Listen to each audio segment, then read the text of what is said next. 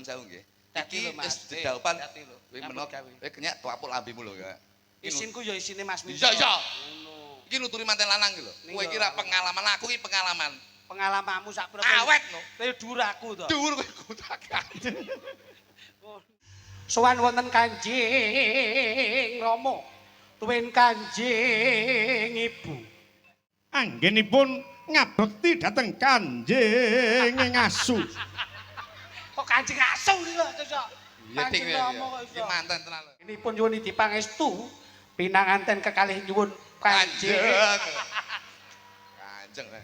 Nyuwun dipangestu dumateng Kanjeng Rama. Tumapaing adicara lukar gemantos ing samangke temanten kakus nyuwun pangestu. Jumbleng. Lho.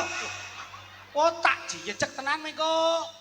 Alhamdulillah. Alhamdulillah wa syukurillah barakallah.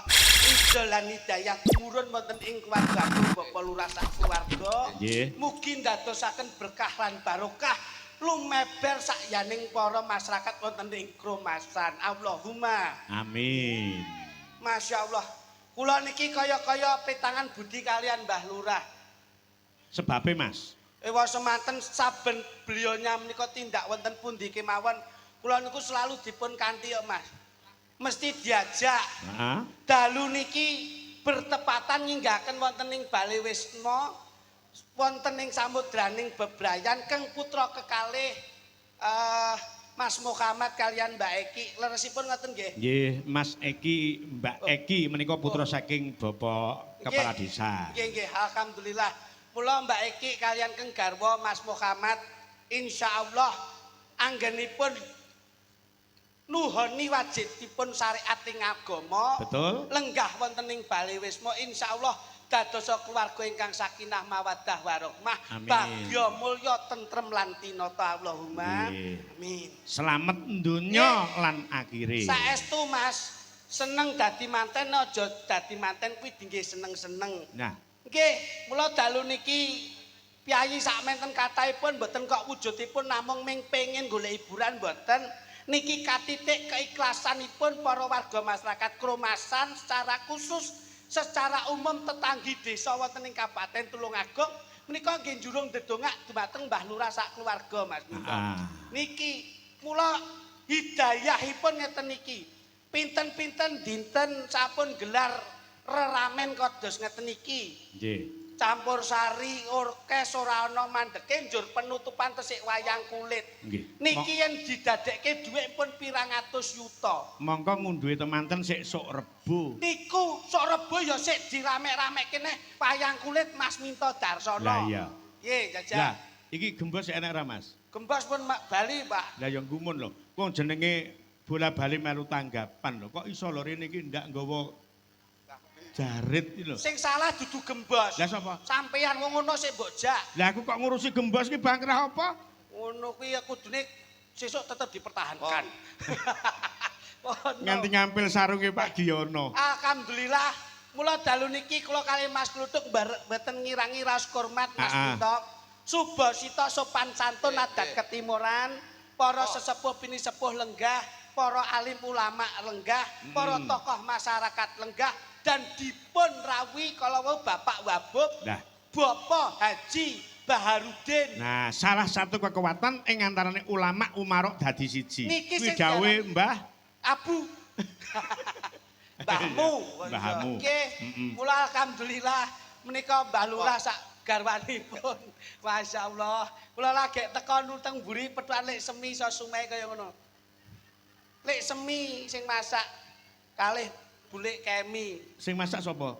Lek semi kalih bulik kemi. Rawone enak apa ora? Rawone sedep, kluwake mantep, ya mik siji krupuke mlempem. Lho kegrujuk karo Lah yo duduh. kena duduh to Mas, Ah, dadi yo iya. mlempem ngono. Mula Nggih. Mas Kluthuk iki nderek-nderek mangayu Pagak lho, pagak melu lho. Coba.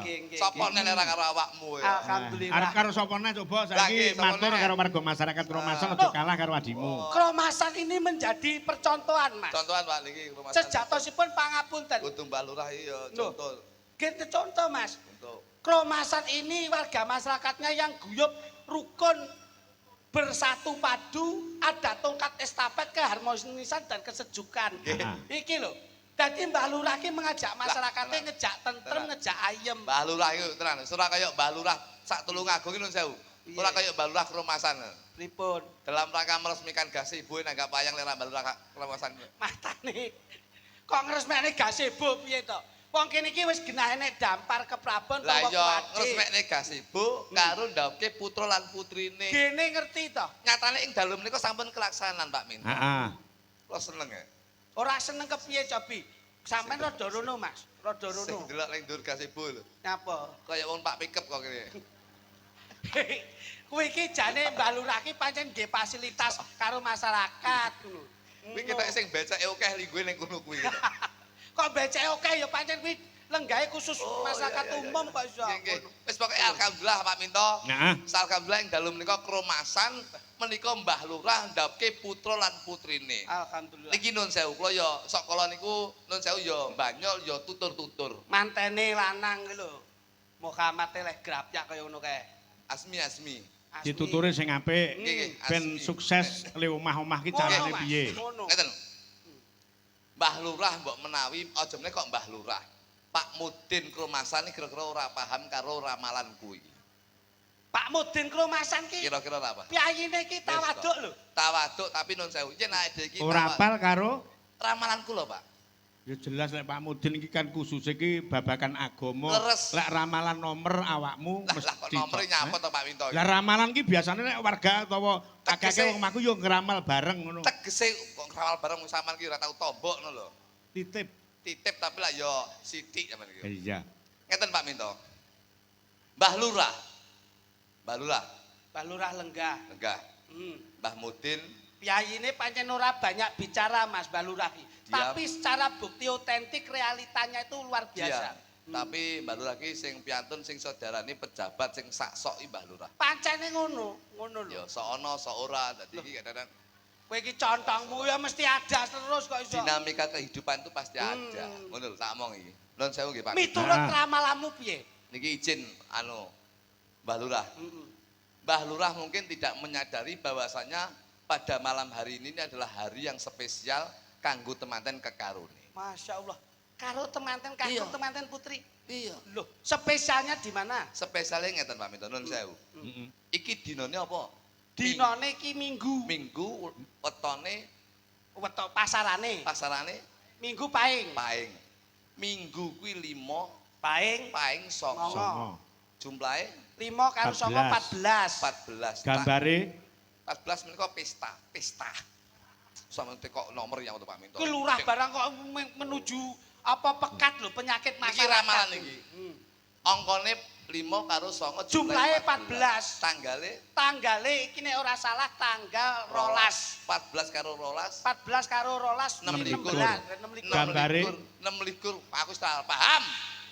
Pengate kok nomor ora rolas mu gambare jaran. Jaran Sembiko nyeledak sampean bledek. yo. Ngene kudune ya. Yo ora apal Pak Minto ora tau tombok. Nggih ular-ular ning anak putu. Anak putu diular-ulari togel itu bisa men. Lho, lah kuwi kan menjanjikan lek umpama dhewe Menjadikan ki lek menang lek kalah jeleput. Sampan ki kok. Anu Mas, pangapunten. Niki bocah niki pun penting penggali. Nah. Pun lerem pikirane. Niki ki Pun ramalan. diracuni babakan sing perkara pekat penyakit masyarakat. wis beda. Wah, Beda. benten. Wah, Kula sakniki tombok nomor wis ora tau Ora Pak tau, Minto. Mas. Kula niku Syukur, ngawur syukur, jenengan niku. syukur, Sakniki kula alhamdulillah. JI. Sakniki Hah? kuwi apa padha wae Nanti jalure sing kok iso. langsung oleh ngono lho. Ngono. Sik lah meh lali neh Pak Minto iki Pak. Jenengan Jumlahe pun- 26. 26. Hmm. 26 bulane Oktober. Oktober Oktober ki wulan pira? 10. 10. 26 karo 10. 36. 36. Gambare Nek sepeda ontel.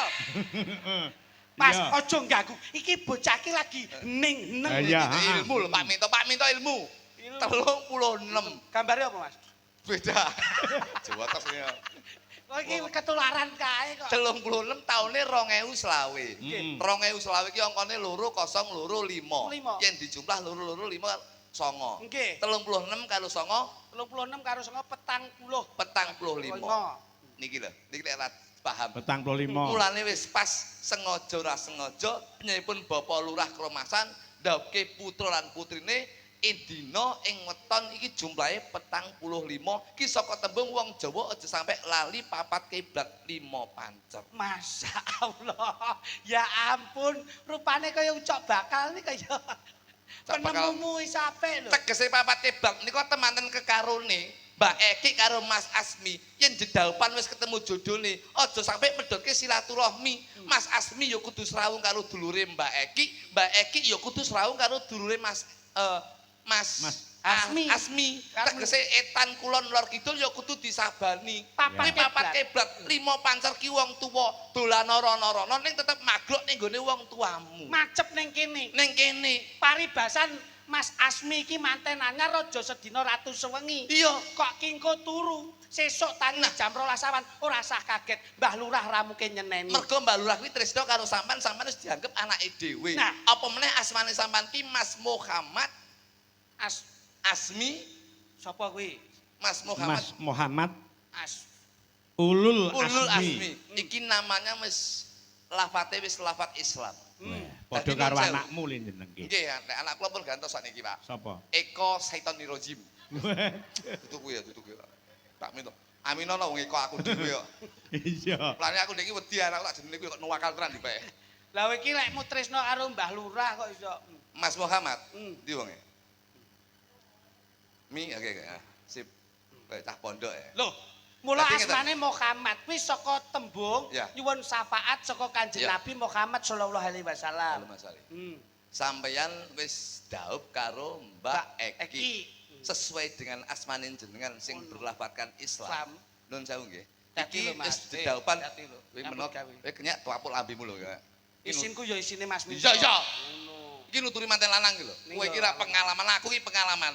Pengalamanmu sak pira Awet no. Kowe dhuwur aku to. Dhuwur kowe kutakan. Ngono. Ora aku kuwi celelekan lho kowe iki. Dijak omong-omongan apik. Kan iki contoh. Ya. Iki lho nggo contoh. Iya. Ora ngengkel bae. Wis to bene. Tutur ya bene lek urung nglakoni kaya Mas Titik iki tutur alah. Lah, ora percaya lek sing nuturi iki, Bos. Lah sing iki lho. Tak jokke iki sing sepuh. Lho iya kok, realita. Sing tuwa sing njur engko nom Nah. lagi penguate. Boleh kita sebagai entertainment loh. Hmm. Nutur iki ya sing Apik Mas tak dukung. Asmi. Oh, Jos Mas Asmi mau ning jero kleru Mas Asma pundi ngono kuwi piye? Asman diasmu. Ayo ngono. Sampean lafate asmane wis berlafadzkan Islam. Islam. Sampean ditemokne ini suatu nun sewu. Jodoh ki tidak menyatukan persamaan tapi menyatukan perbedaan. Nah, iki lho. Engko yen tumindak nun sewu ya, tumindak ya. Sunah Rasul ibadah. Sunah Rasul ibadah. Ngerti apa ora? Paham ora? Sunah Rasul paham ora? Anu, oh iya. Anu Oh iya. ngangge anu apa ki Iya. tanda isyarat. Hmm. Heeh. Oh iya. Iya iya. Isyarat-isyaratnya sing jelas ngono lho. Lah ngono kae lah Pak Minto nyapet to dadak isyarat berange wedi dah koyo. Ya. Sama saya. Anu tindak ya ta. Awis kuwi mau lho ibadah ngono wae. Seneng oleh seneng ning aja gobras gabrus. Loh, Sampan kudu wudu dhisik. sik to goblas gabrus kaya kucing e rumangsamu. Lho kadang-kadang kan wong enek lagi seneng-senenge kan sak penake dhewe.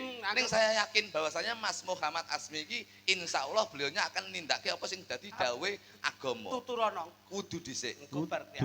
Wudu Pak Minto. Hmm. Loh, suci lho Pak Minto. Mergo awake iki tumindak ngono kudu suci. Nek Mergo suci. sok ben ki yen duwe anak bisa dadi anak sing soleh lan solehah. Amin amin amin. Ngono lho.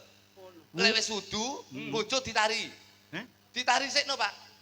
Piye? Sik to, Loh. si Mbak Eki Iya lho. tawani. Tawan awake dhewe njaluk. Loh. Mergo kadang-kadang awake dhewe lek njaluk wong wedok ora gelem kuwi jenenge wong wedok sing ora ikhlas. Kuwi dosa ade. Ning kudu padha ikhlas. Padha ikhlase.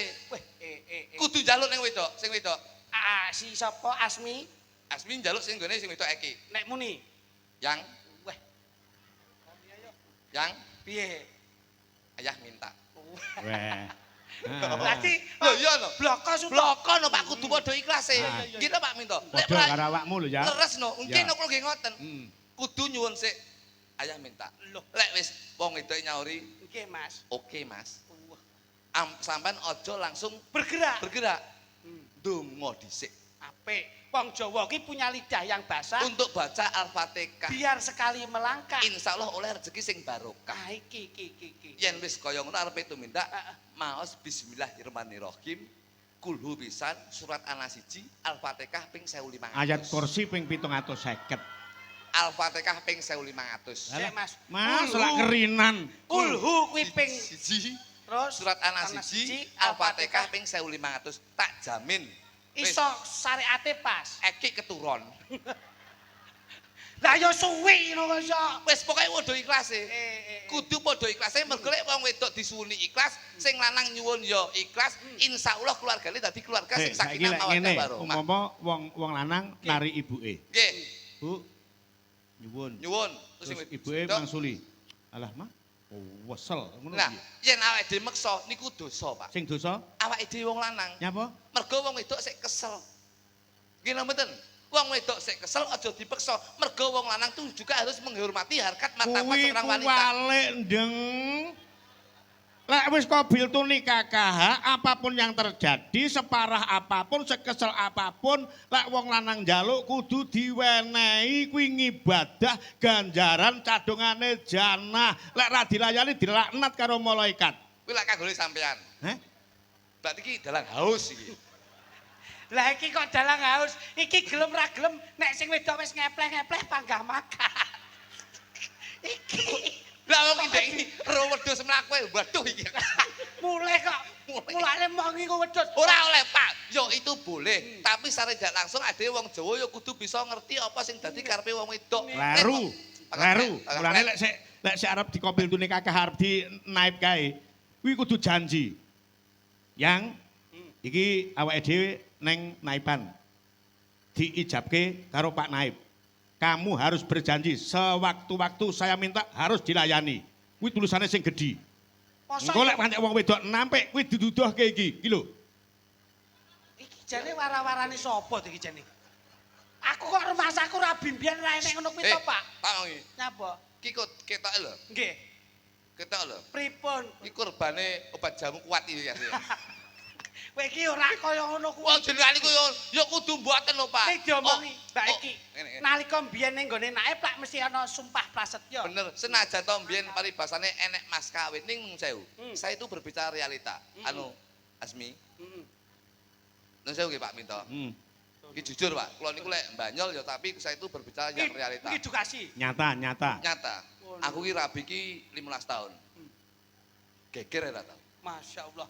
Berarti lemu nggawa keluargamu ki anu Mas. Piye ya nek ngarani kolbune kuat kabeh. Ora jane. Lho ora tau geger kok. Aku diare bojoku kok. Lah kowe nyapa kok dadak wedi barang. Lah wong kono wedi karo bojone kok nuturi liyan. Boten. Tegese ngene. Kowe iki Tegese iki karo- temanten kekaron iki aja rebut bener ning rebut salah. Nah, Aja dadi pasangan sing kepo. Sok kala enek pasangan sing pengin roh HP-ne bojone. Ning kuwi aja. Mergo kowe kudu percaya karo bojomu. Insyaallah yen kowe percaya karo bojomu, ora buka HP-ne bojomu, kuwi dadi keluarga sing harmonis. Mergo apa? Sok kala itu yang menjadi derdah, yang menjadi permasalahan. Kuwi sok kala ora percaya karo bojomu, ora percaya karo pasanganmu. Nah iki lho contone iki. Aku HP iki gletak-gletek wis ora HP. tau tak dokok ning ngendi tak delikke ndak. HP. Ning bendina kuncine tak ganti. ketoke mbiyen Ketoke sampean ki tipe dalang ya counter. nyapa kok dadak kuncine Loh, diganti. timbang menimbulkan masalah lebih baik kita selalu ganti kunci. Aman.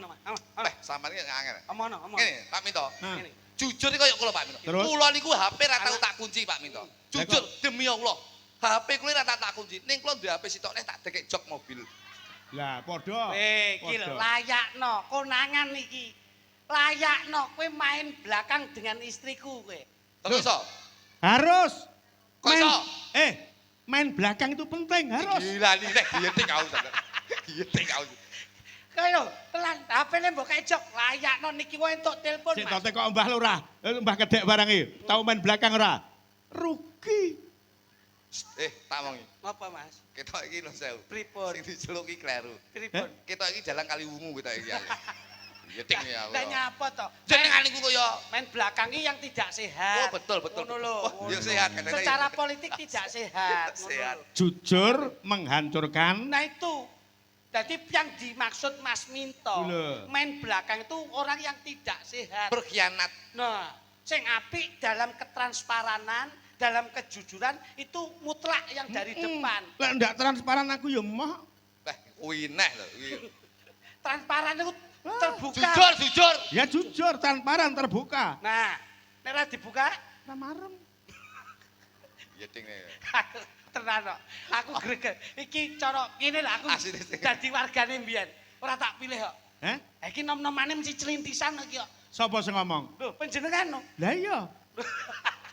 Berarti ya tenan, mbok ditulat Mbah Lurah menika kromasan.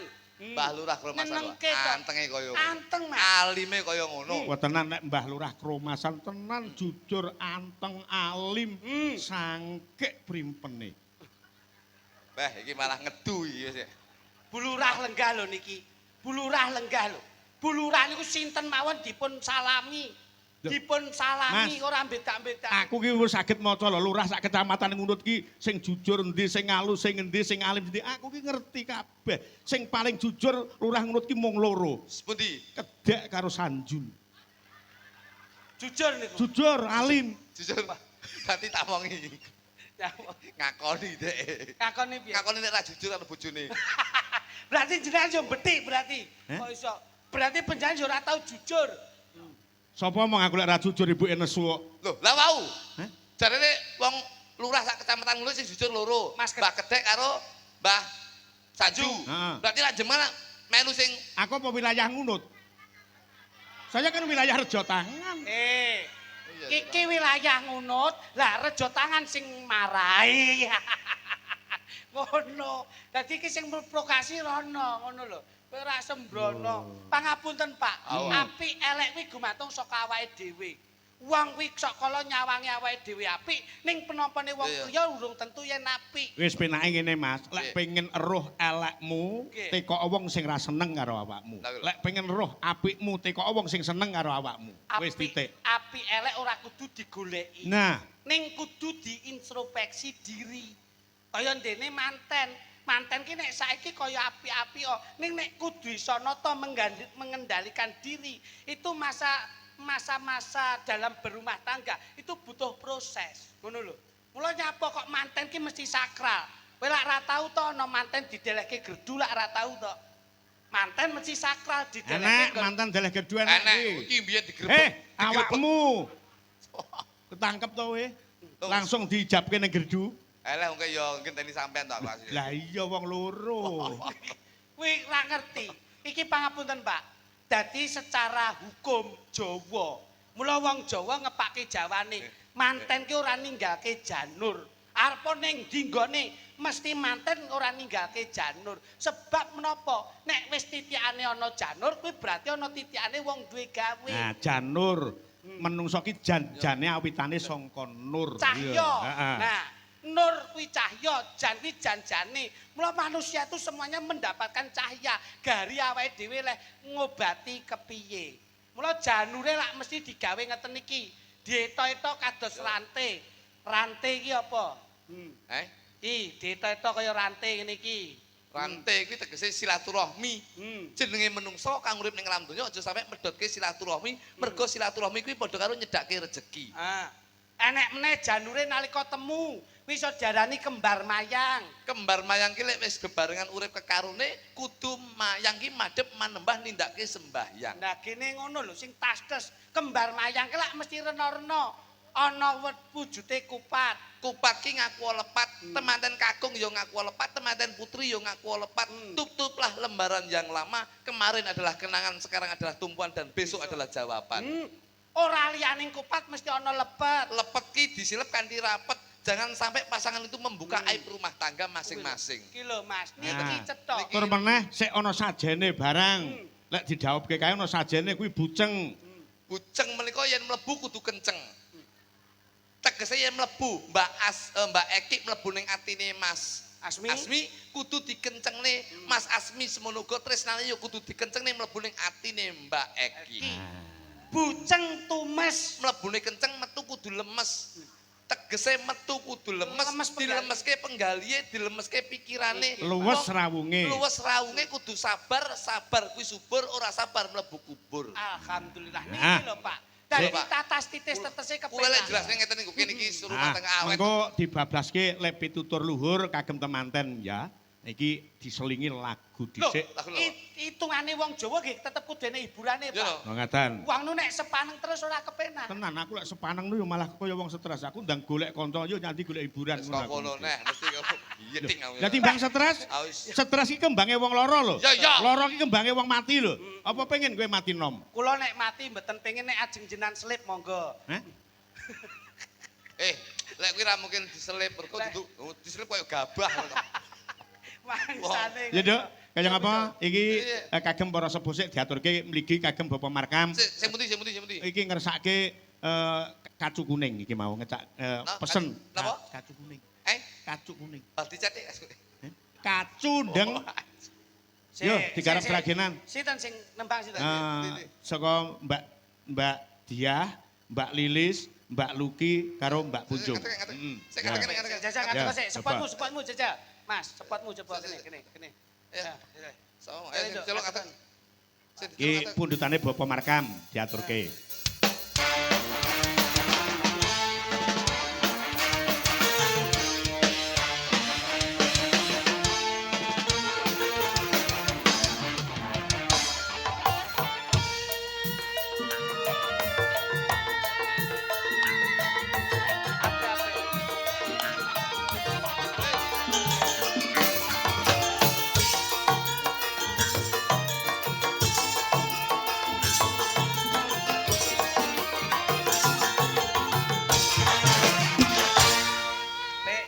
Nek iki pas, bocah Ya, ya. sakmene iki senengane kacu.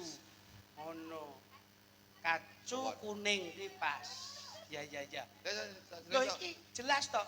Mikmu rada ditekene lho. Ya. Bah, aku lek ketemu iki aku mau rabi saiki aku. Lah napa, Mas? Kukune dawa-dawa. Kukune Dawa ki mesti bocah ki lumuh ra gelem masak, ra gelem mbah-mbah. eman-eman. Eman-eman. Mergo leh ngeman kuku-kukune Iya. leh HP. Iki. Kalih Mbak Elis, Mbak Iki aku yo Sulis. kasih. Awake keputihan iki. Piye to, Mas? Iki lek metu mesti gak seneng. Isine meneng jero omah ae ra gelem blonjo ta iki. Pedireng. Direng. Ya. Dene iki. Ngenang ini ra. Iki ya ra ireng ra putih. gak seneng aku ya. Lah ngopo, Mas? Anu rambut iki bocah iki hidepe dengkeng iki. Lah kepiye? Iki bocah iki nun sewu. Kala iki bocah iki seneng nyawang wong lanang sing luwih ganteng timbang bojone. Wah. Kanean ki. Ngene iki ngono kuwi sumpah aku. Sing kene iki man iki ora gelem Wes. nyambut gawe nglintuh. Nglintuh. Iki wegah kenek panas mergo Ah. gireng. Iki nek nyawang luwih nyenengke wong liya timbang bojone. Iki mesti setia. Gak sip iki. Lho pripun? Bathuke nonong. Lah wong wedok nonong pra ya apik to. Bathuke nonong ki mesti nun sewu mek ning omah tok ora gelem mikir apa-apa sing mikir wong lanang. Loh. Ngene iki. Kowe iki apa-apa kok mbok? Alah apal aku ngene iki. Loh, lah nek iki loro iki. Wis gak tak rabi ngene iki ya. Lah terus? Iki mesti terjik panganane ngene iki. Wah. Iki lek ra nun sewu iki lek ra daging moh iki. Lho. Kowe iki kok paham to? Boros. Masya Allah. Kowe iki kulino ngerti urusane wong wedok loro iki jajal. Ah, kuwi malah ngentek-ngenteki wong lanang kuwi. Loh. Loro iki Ragate akeh dulu to, rupane ayu-ayu resik-resik. Iki nun sewu dhuwit blonjo sak kala entek tukokne skincare. Loh. Iki sitok iki kaya Lah, lek iki jos aku iki cocok. Lah. pojok kuwi. dhewe kuwi Iya seneng. aku cocok. Iki sembarang doyan. Mbok pakani lodeh ya gelem, sambel bawang ya gelem, uler Hongkong ya gelem iki. Rumangsamu kaya murai batu wae kok iso. Oh, Ya, kaya ngapa? Berisik. Tembange pundutan saka Bapak Markam kacu kuning cara seragenan dados.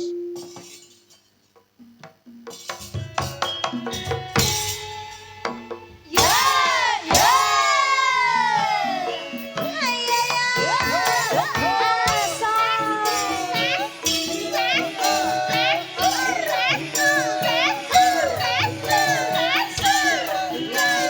Yo, iya iya yo.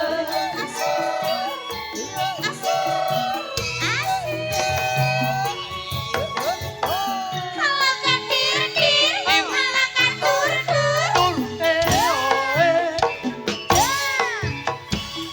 Pilika marang janjiku buang bekus nyebrani saiki ora lali rusai awakku iki amarga nyata keras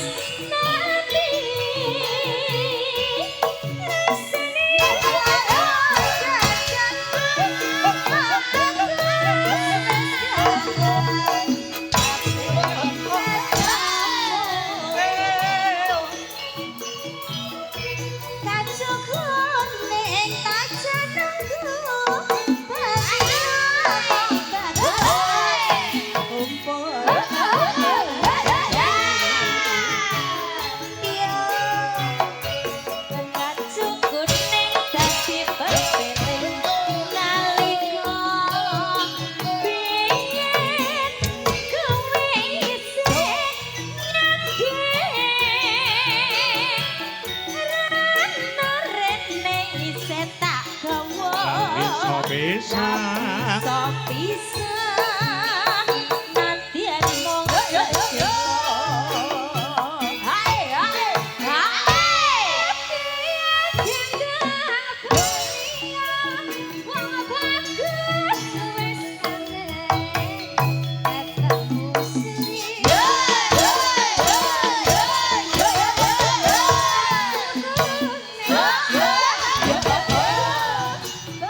ya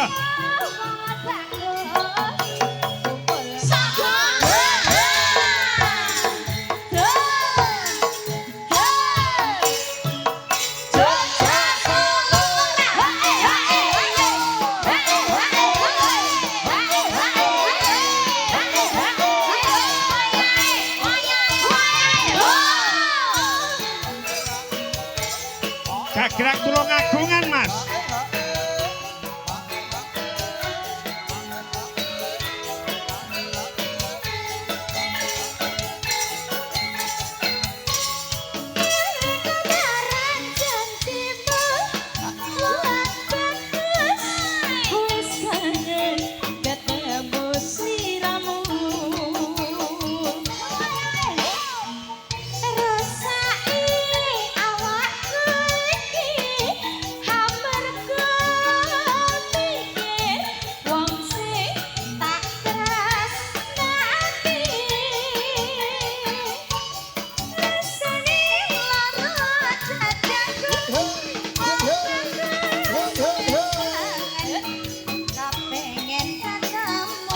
Sak tembang menang, tembange kedanan digarap nganggo Tulungagungan.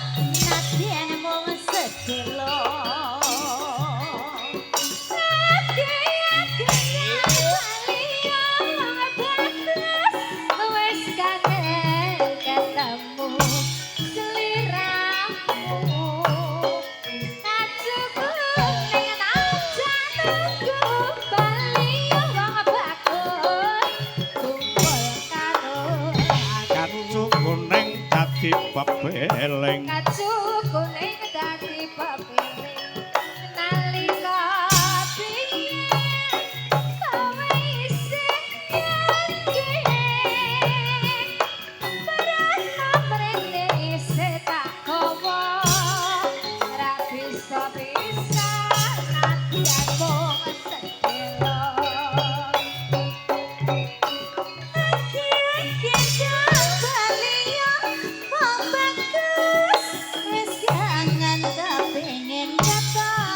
Yo neng kedanan Mbak Sulis Eva karo Mbak Hani Kusuma beksan karo Mas Wujo berpasangan.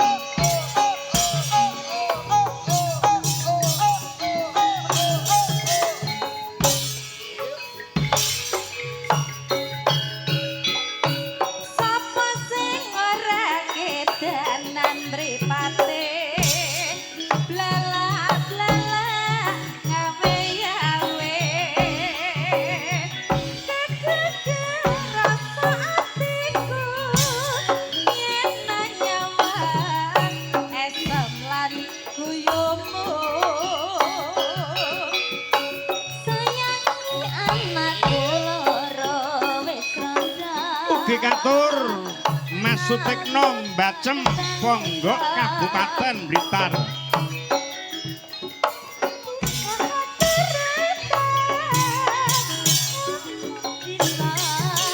urip bebarengan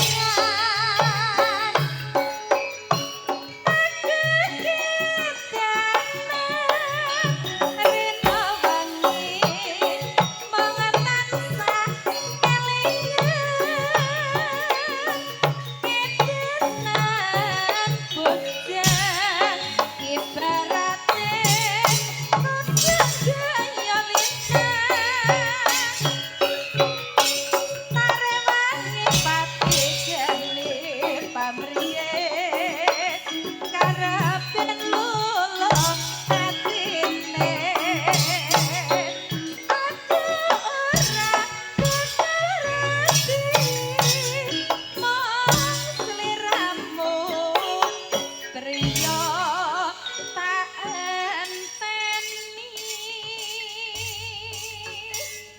Neng kene iki Mas. Cek.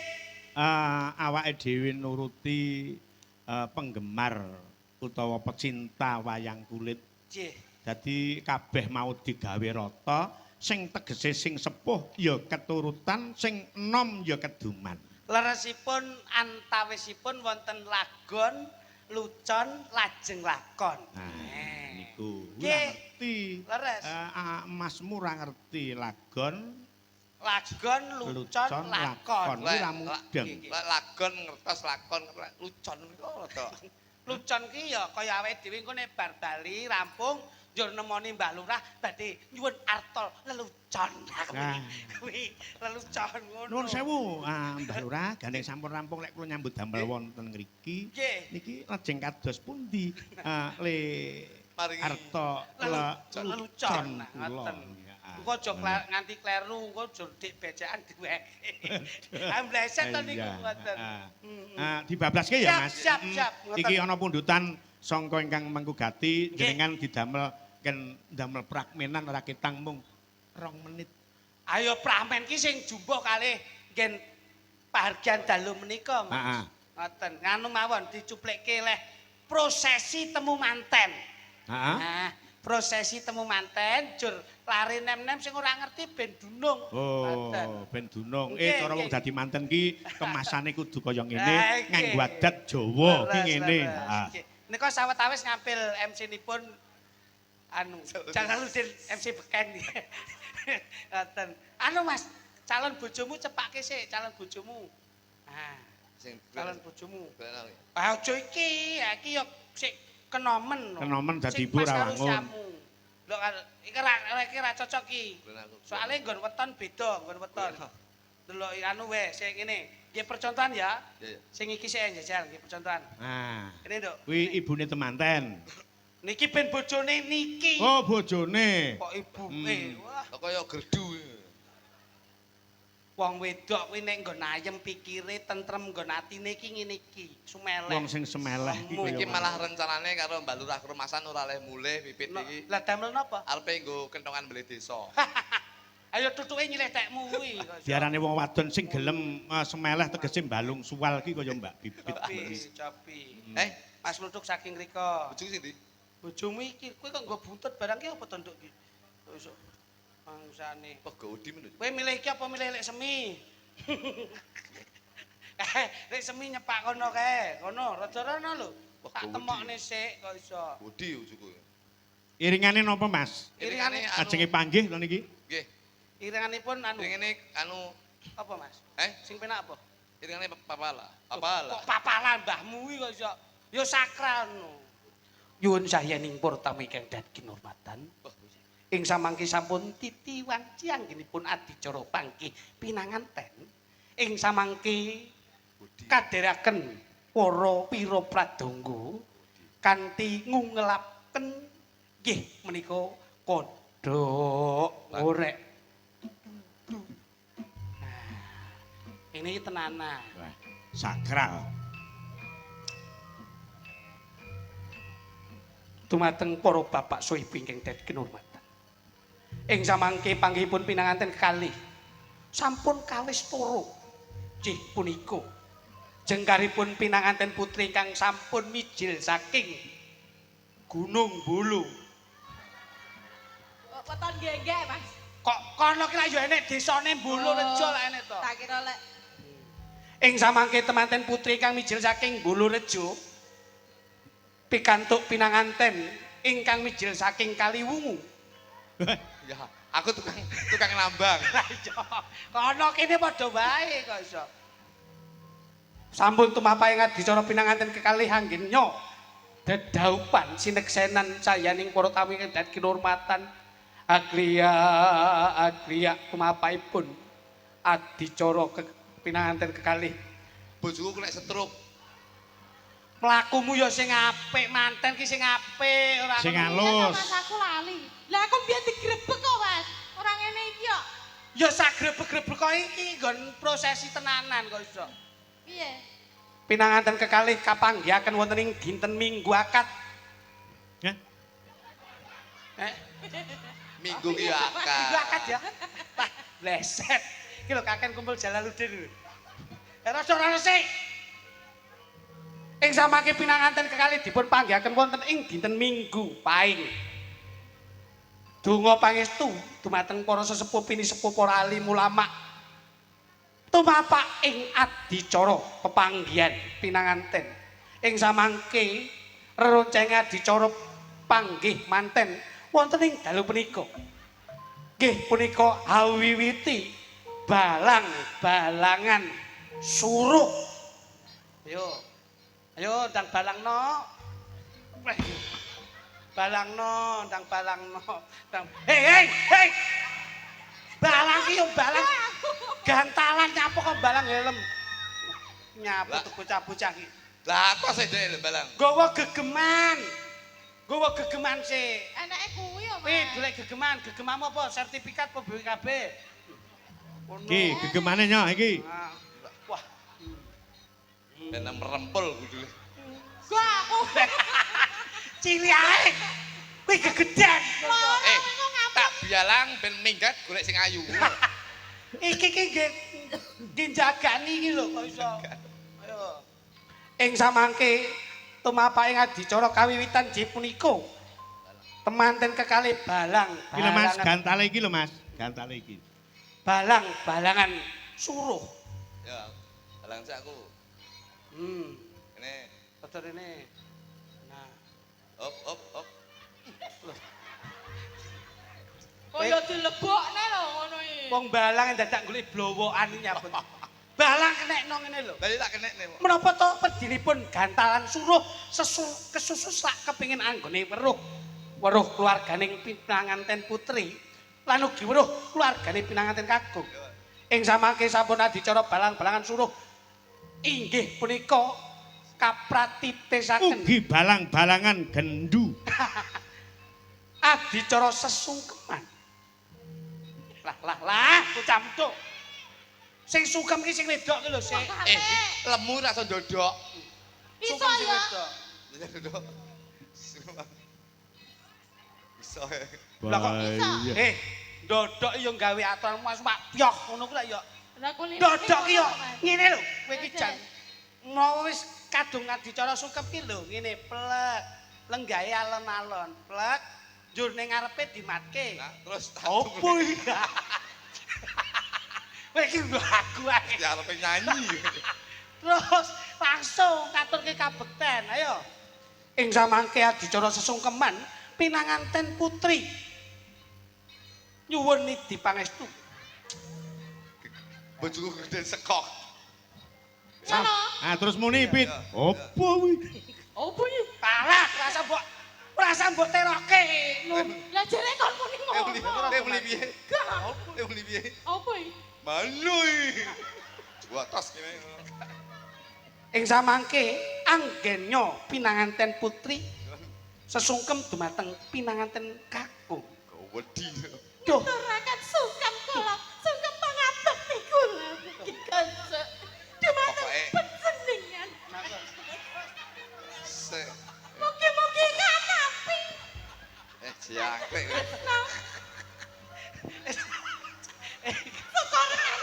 Ya, Le. Iya, Pak Mas. Iya, Pak Mas. Lah kok arep mbok perkosa? Urung wayahe. Kowe iki mek sungkem tok ngene lho, kok iso. Lah Kita- jangan sungkan. Penasaran karo Ayo kene. Penasaran karo. Sing. Yo, maju disungkemi. Iya loh. Ing samangke pinanganten putri wonten saandhapipun pinanganten kakung. Duh Kang Mas, Duh, Kang Mas. opo sungkem bekti kula katur kagem panjenengan Kang Mas. Sungkem. Mbok, Bekti mbok. kula. Dol-dol nek. Wis ta meneng kono. Ndang to. Mugi ya saged tinampi Mugi ya saged tinampi. bekti kula kagem panjenengan. Ya. Bekti kula kagem panjenengan Kang Mas. Tak tampa, Nduk.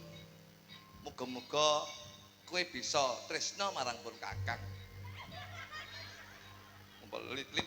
Ing samangke pinanganten putri anggandeng asta sesarengan lumampah tindak sak pecak nut jumangkang suku kedeping netra kalarapaken wonten ing damparing keprabon lah kok temanten lanang matane picek kuwi nyapa kok dadak Lah tuton gandeng kalau diserek ngene yo digandeng ngono Kuwi lho sing marahi. ora kok ora Gandeng ngene iki lho. gandeng Iya. Ngene. ngono ayo sapa ki lis sapa ki Ajeng teng pundi, Mas? alah ajeng ngedol anak cempeni le kok jadak tekoki barang kene Tak Loh, pikir lek Mas Kluthuk ajeng ngawinke kebo.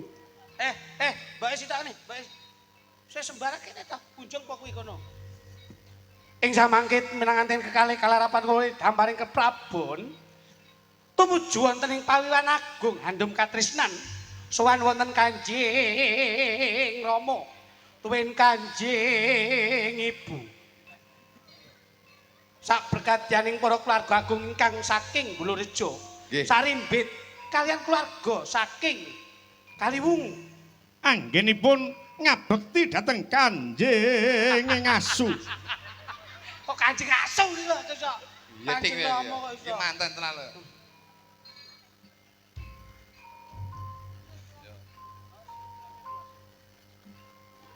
ing samangke temanten putri nyuwun idi pangestu dumateng Kanjeng Rama Padyalon gamelane Duh, Kanjeng Rama. Apa iki? Kayak kuwi wis enek kok tak. Nah, nek pake lho. Teh pae lho apik. apik matane bapake mbok iso Gue nek pake pancen nabi iki bar dicet. Ndak maksudnya jarike lho, Mas. kok nggone bapake nek andeng-andeng yo apik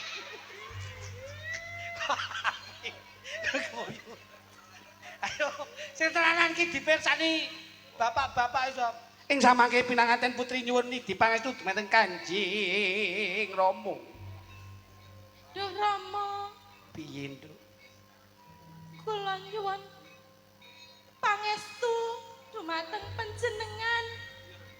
Anggenipun kula bebrayan saged to. Le Tuk Dalem, Pak. bojomu kan mundur le Napa, Pak? iki nggone bapak sinyale lagi apik kon mundur Kleru neh. ayo kemajon no kok iso Gue muluk. Aja ngono keri. Jan iki wong apa unta bodi. Iki kandhon banyu. ayo kowe dinteni Mugi-mugi saged to langgeng. iya ndak pangistoni ya Nduk kowe siji-sijine anakku sing ndak tresnani muga-muga kuwatno atimu selehno pikirmu matepno tresnamu marang garwamu muga-muga bisa atut runtut rentunan kaki lan ini kang jinangkung ya Cahyu Injih Rama. ing samangke sampun paripurna anggenipun nyuwun idi pangestu pinanganten kekalih nyuwun Kanjeng Kanjeng. nyuwun idi pangestu dumateng Kanjeng Rama tumapaing adicara lukar gemantos ing samangke temanten kakus nyuwun pangestu Jumbleng. temanten kakung nyuwun idi pangestu dumateng Kanjeng Ibu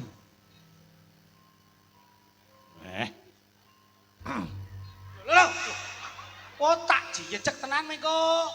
Wis nek kono wae kok iso. Dan karo ibuke dhewe nyapa to jane iki. Lah sak ibu-ibu iki nggon tata krama digawe.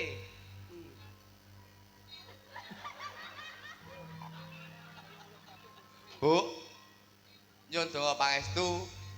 Muga-muga anggen kula rabi kalih diajeng gas 3 gram 3 kilo. Muga-muga awet ya, Bu. Ya Le, tak pangestoni. Muga-muga awet anggenmu bebrayan. Amin ya, amin, Bu. Le. Nggih. Ing samangke temanten kakung lukar gumantos papan ingkang dipun lenggahi. Temanten putri kadherekaken nyuwun pangestu dumateng Kanjeng Ibu. Bu. Piye, Nduk? Kula nyuwun pangestu panjenengan, Bu. Iya, Nduk, tak pangestoni Nduk Cahayu. Mugi-mugi anggenipun kula rabi kalian batang niki saged to Ya tang gundulmu. saged langgeng nggih, Bu. Iya, Nduk, tak dongakne iso sukses sugih ya, Nduk. Amin. Nek ra iso sugih, bojomu lebokno pesugihan ya, Nduk. Enji, Ibu sendika dawuh, Ibu. Ya, Ibu. kala-kala kuat ya, Nduk. Ibu biadab. Ing samangke para juluradi hang laras ngedalaken kopi kalian teh. Sinambi ngedalaken dedaran inggih wujudipun rawon. Nyarengi temanten kakung nyuwun nidi pangestu dumateng Kanjeng Rama.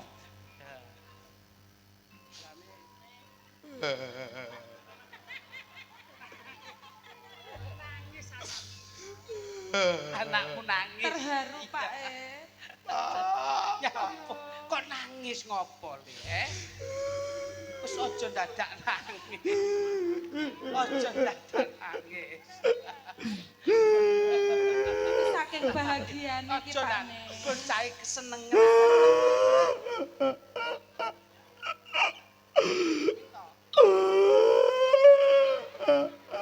Toh minto. Ah, kalau ngene.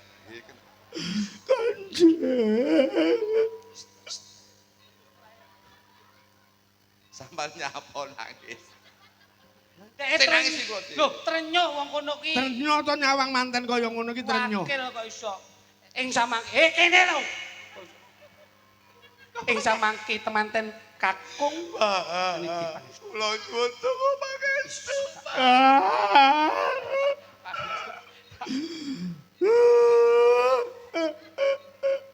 Balik nangis mergo ditinggal mikal bojone. Sabar ya, Le, sabar. Bapak. Hei, hei. Buke, dudutan anakmu. Hei, Piye to Le kok kaya aduh, ngono iki, aduh. Le? Le, iki uleg-uleg ibumu, Le. Kok iso mboke piye, Le? Donga pangestu mugi-mugi kula awet, Pak. Tak pangestoni ya, Le. Kon ngandung bebrayan muga-muga ora ana bebaya apa wae. Tresnane bapak kaya tresnamu marang garwamu ya, Le. Nah, diterokne kuwi pake ngono ki. Yen menawa kowe sedih, bojo-bojo cak sedih ning jakan seneng ya, Le. Ya. Nyapa nggonku mbokmu? Kene tak dilak. Kowe kudu sabar ya, Nggih, Pak. Aja nganti kowe lali garwa sigarane nyawa. Wanita wani ditata. Anak kutuk aja kluthuk. Kowe kok bener. Dina iki seneng atimu. Piye rasamu? Bapak Retno kaya seneng. Pirang-pirang dina. Iki bojomu aja mbok sia-sia. Kaya piye kuwi yo garwa. Ibu nimbalin jenengan, Pak. Endi? Ya. Kanjeng. Dasmu. Wis. Lah wong diwarai apik lho wing rusak-rusaki Teliran kok iso. Nah, iki dibablas iki gandeng wis temantenan padha senenge. Suka-suka. Ah, suka-suka tembange tambal ban. Nah. Nah. Loh, Hubungannya apa? Loh, Hubungannya apa? lho nyambut gawe wis bebrayan kok. Wong manten terus-terus kok terus tambal ban. Mantene wedok amen bocor ae. ing samangke temanten kekalih dipun lenggahaken wonten ing dampar keprabon lajeng dipun lipur kanthi campur sari sekar gadung ungelanipun nggih menika tambal ban. Ngono lho, sing nyarne aku. Setidaknya tuh pertemuan apa-apa. Lah kok hubungannya manten karo tambal ban? Mergo kowe kaya ban lah kae bojomu kaya dongkrak. Gondong lak cengelmu. Ing samangke Kanjeng. Wes. Sembah nuwun, matur nuwun sanget. Jan. Menika sampun katur wonten pundutan kula wacane riyin Monggo, Mas nderek. Lidik nggih saking Pak Giono request kelinci ucul monggo wau sampun dipun aturaken selamat kagem Pak Lurah sekeluarga dan penganten berdua. Inggo diganteni tembang. Uga ana sangka panjenenganipun bakule sate gaya baru. Assalamualaikum Pak Dalang. Saking kula Makyem bakul sate gaya baru Kromasan. Nyuwun lagu Slendang Sutra Kuning matur sembah nuwun. Diaturke sisan ya Mas. Derek panjenengan larasipun tetep wonten slendro. Ya, heeh. Yo, Slendang Sutra Kuning sing jemeneng piantun 3. Kaya apa? Yuk ngadeg wong ayu dados. Yo. Ayo no. Iya. Yo Dek Punjung. Luki. Nedopin.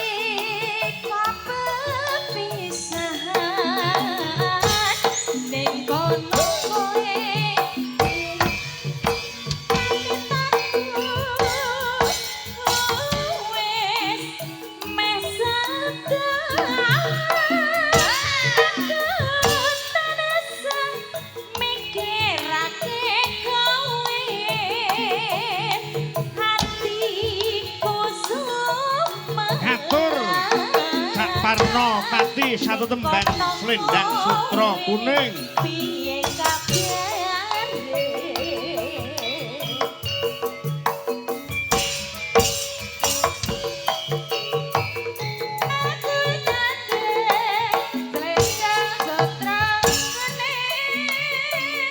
Ugi katur Bapak Kades Jati Mulya Mbah Sugiono wilujeng dalu nyimak saking dalem Jati Mulya.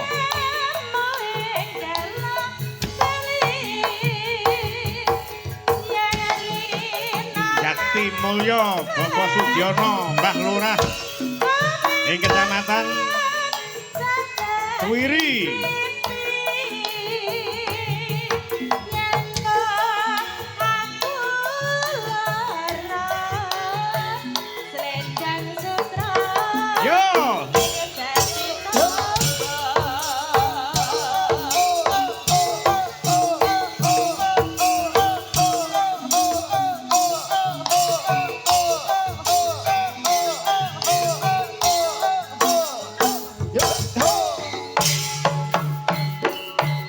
Mboten kesupen katur dumateng penanipun Bapak Kades Mulu Gredek Bendo Magetan Jawa Timur. Wilujeng dalu Mbah Lurah.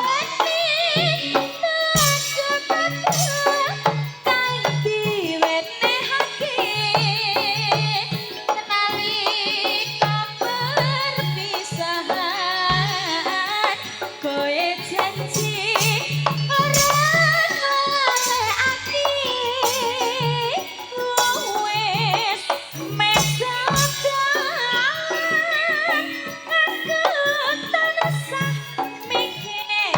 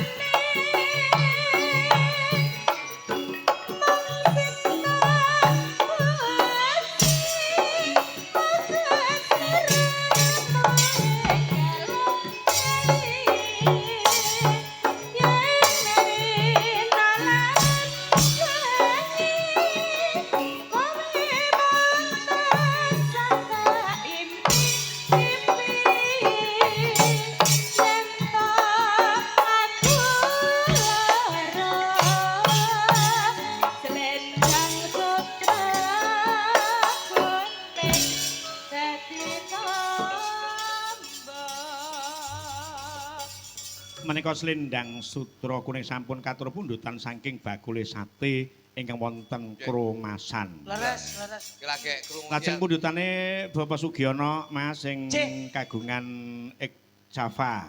Menika melayani bubut tunggak lan sanes-sanesipun menika nglenggah wonten ing Sumbringin Kulon ngunut Tulungagung. Bakal bubur.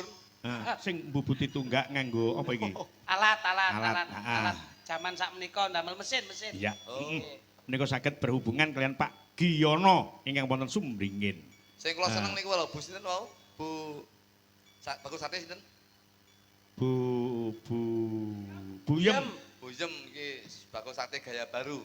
Kok saged, Mas? Sing biasane nyuntuki kenceng tok buyem iki digawe menggak-menggok ya. Lah kok gaya baru. Heeh. Gantinan Mas iki pundutane Pak Giono tak pasrahke panjenengan. siap. Lagu saking Dujo kaya ngapa? Menika kalian Nggih. kula tak titip tembang-tembang terbaru Heeh. Nggondeli Tresno. Ya, Tapi Gundeli Tresno Tresno. nggih, siap. Nadane apa iki? Dadi Nggondeli Tresno tegese Mas Asmi kalian Mbak Eki tetep tresnane digondeli. Saderenge kula nggih titip lagu kula anu pelok 6. Oh anu. Bes. Anu dadi digawe ke anu ya Mas. Ya. Tetlak ya. Bes. Ya. 6. Kok Bukane saking saking Kendang. kendang coba. oh saking ketipu. Niki nggih anu. Kula ndamel lagu kalih Mas Oh, niku. ya. Lagu pitutur, Pak. Ya. Nggih. Coba Tapi dicake sak Mas ramban, Duduk. sak ramban. Sak ramban. Salampan wae terus mengki lagi ngene. Ya. Tapi tutlak. 6 sembarang.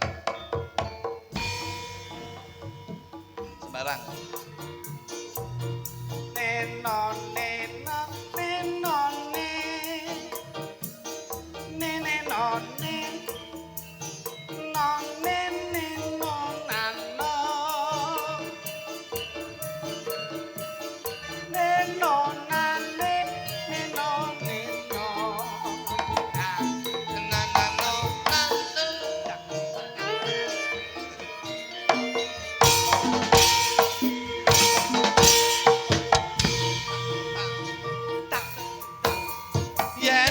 susah ilingo yen pas bunga ojo gampang mas cucu kudu mesem guyang-guyu kabeh perkara ana solusine ojo digedhekne emosine sama jatahe manungsa wis diatur sing kuwasa ojo ngekeki mangsa sing penting budidaya ngarep tetungga dateng kang kuwasa mugi-mugi penjalukmu enggak dikabulno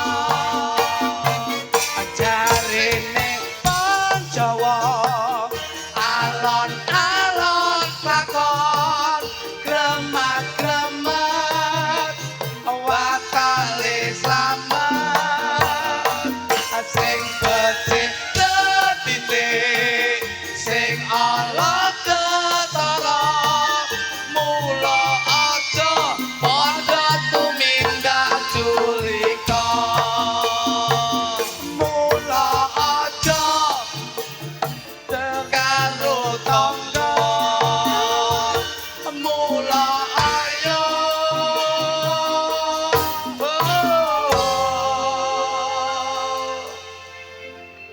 urip samadya Iki, Pak. Besok kita ketemu di Batu atau di Tuban Atau kali di penjenengan, Surabaya, di atau di Surabaya. Surabaya di Ah. ITS ini kita garap. Ya. Gendinge Ah. teng larasipun pelok 6. Ya. Judule Sakmadya. Tanggal 17 Nggih. Balai Kota Batu Nggih. lajeng. Enten to, kalian jenengan to niku. Ya, Wah, aku ra petung karo awakmu aku. Aku lek lho, aku karo petung karo panitia bel to gedhi yo. Iya. Heeh. pelangmu. Oh, Mas Minto yo gedhi. Lah Pak Mito kan ngendikan ora petung karo aku, pancen aku petung karo panitia kono. Ayo tak kon petung dhewe, mau aku darani ku mbati. Padahal yo sithik. Ah iya. Njero tanggal 15 ketemu ana ing ITS Surabaya. Selawe. Tanggal selawe. Lah iya tanggal selawe. Ah. Aku muni tanggal piro? 15 dina. Awakmu nu sing muni. Jenengan lho. Tanggal piro? 15. Lah iya awakmu sing muni. Lah niki lagune sing bocah nom-noman. Ah, ya, Japi, kayak apa? Japi nggih. Iya, ya. pasca hari jadi Kabupaten Tulungagung Iya, iya, iya. niku kolaborasi kula Mas Sun Gondrong kan Mas Eko Prisdianto wonten pendopo Kongas Arum Tulungagung tanggalipun 20 November. Itu hari jadi Kabupaten Hari jadi Tulungagung. Kabupaten Tulungagung. Nanti dalang-dalang sekabupaten Tulungagung dipun Kelompok diaraken, mergo dikelompokne klek kelompok dibong. maksudnya ki Dibakar semangatnya Memang. agar tidak ada diskriminasi, tidak ada gap antara satu dengan yang lain. Betul. Kemarin usul dawuh dari Bapak Bupati, Bapak Ya. Haji Gatot Sunu, Mm-mm. kita harus membawa generasi milenial dan membawa budaya lokal, mengangkat dalang-dalang lokal Betul. untuk memprioritaskan mengemban amanah budaya Tulungagung. Tepuk tangan untuk Satu-satunya Kabupaten Tulungagung. bupati Oke. yang peduli dengan seniman Oke, lokal alhamdulillah. tanggal 20 November 1 clear 3 dalang. Oh. Nah, 3 dalang pelawake 2 grup, mm-mm. Duojo sama Gembos. Gembos Awelo. Awelo. Duojo sama Percil JR. Ya, Iya. Nah, Mm-mm. ngoten. Ya Mas, kanca-kanca.